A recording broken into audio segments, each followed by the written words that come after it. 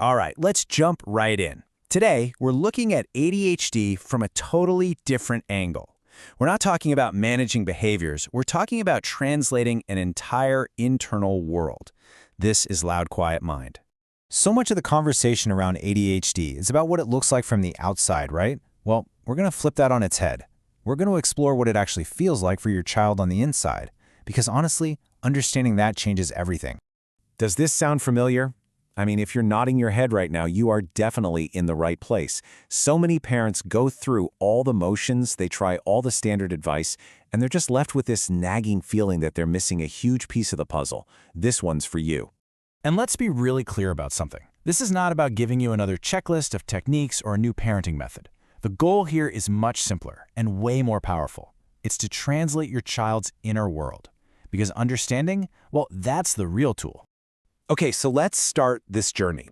We're going to try and step directly into your child's shoes to really get a feel for the sensory and emotional reality they have to navigate every single day. Now this is such a fascinating disconnect. As an adult, you might see a quiet, focused kid and think, great, they're doing so well, and you praise them for it. But on the inside, that quiet is often the result of them using every ounce of energy they have to contain a massive internal storm of thoughts and feelings. And you know what the child learns? They learn that their struggle, their discomfort, is completely invisible. And that just proves that ADHD isn't just in the mind. Oh no, it is a full-body experience. Can you imagine feeling this buzzing, urgent need to run while you're forced to sit still? Or this constant tension, like you're bracing for an impact that never comes? It is absolutely exhausting, and most kids just don't have the words to explain that feeling. I love this metaphor. We tend to talk about attention like it's a muscle, something you can just choose to control. But for a child with ADHD, it's a lot more like gravity. Some things have this incredibly powerful pull on them, while other things, they just don't exist in their orbit at all. And it's their nervous system, not their willpower, that's making that call. Which leads us right to this. This is so critical.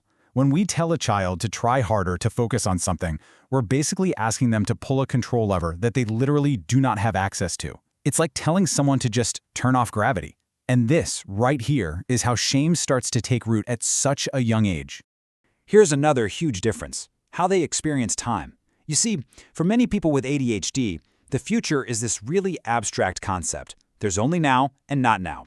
A deadline that's a week away, it might as well be a year away. It just doesn't feel real until, poof, it's suddenly now. And this isn't defiance. It is a fundamental difference in how their brain perceives time. When it comes to emotions, they don't tend to build up slowly. No, they arrive like a flash flood. 1 second things are fine, and the next, they're completely overwhelmed. It's not about being overly dramatic.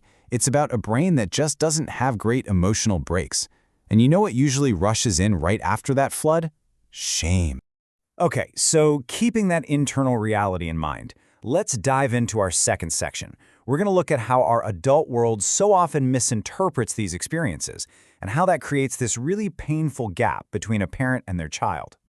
Oh man, this phrase right here, they can do it when they want to. It's probably one of the most damaging things you can say because it implies it's all about choice and motivation. But the reality is that a child's ability to do something changes constantly, not based on their desire, but on their level of internal regulation. It's about having inconsistent access to their skills, not inconsistent effort. So, the crucial shift in thinking is this: we're often diagnosing the wrong problem. Most kids with ADHD are incredibly motivated. They desperately want to please people, they want to succeed. The missing ingredient isn't motivation, it's regulation. That's the real issue. And this is just basic nervous system science, you know? It's a simple, predictable cycle. Punishment might stop a behavior in the short term, but by cranking up the internal pressure, it almost always makes the root problem, that lack of regulation, even worse in the long run. All right, now that we've busted a few myths, let's pivot and focus on what actually helps. This isn't about finding the right consequence. It's about creating the right environment, an environment that is built on connection first. This right here, this is the golden rule. It is everything. Instructions, advice, corrections, none of it can land if a child's nervous system is in fight or flight. They literally can't process what you're saying when they're overwhelmed. Safety, both physical and emotional, has to come first. Always. You know what's more powerful than any strategy or technique? Simply believing your child when they tell you their experience. The moment they feel seen and validated, that heavy cloak of shame starts to dissolve, trust begins to build, and suddenly they actually have the emotional resources available to try. Understanding removes the loneliness. And this shows so brilliantly how our words act like volume knobs on our kids' internal world. Phrases like, "I believe you," or "Wow, that looks really hard," they turn the volume down and create safety. But words like "stop overreacting," they invalidate their entire reality and crank that internal volume all the way up. Okay, let's zoom out for a second and talk about the long game. Because how we respond in these small day-to-day moments, it doesn't just affect today's behavior. It actively shapes the inner voice our kids will carry with them for the rest of their lives. You know, a child might forget the details of a specific argument years from now, but what they will never forget is the emotional pattern of feeling constantly misunderstood. Those feelings harden over time into these core beliefs. I am a problem. I am too much. These are the narratives that stick. If you take away only one thing from this, please let it be this. This is the single most important distinction a parent could make.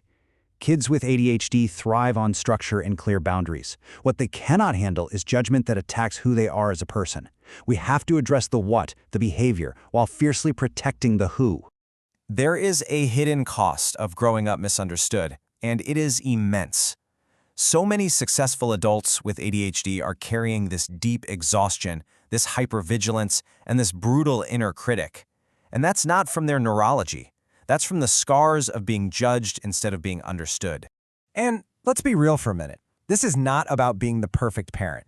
Nobody gets it right every single time. It's not about perfection. It is about the overall direction you're heading in. It's the consistent effort to try and understand that makes all the difference in the world. So we're going to end on this powerful thought. Your job is not to fix your child. They are not broken. The simple act of trying to understand them, that in itself is a powerful intervention. It replaces isolation with connection, and that isn't just a nice idea. That is absolutely foundational.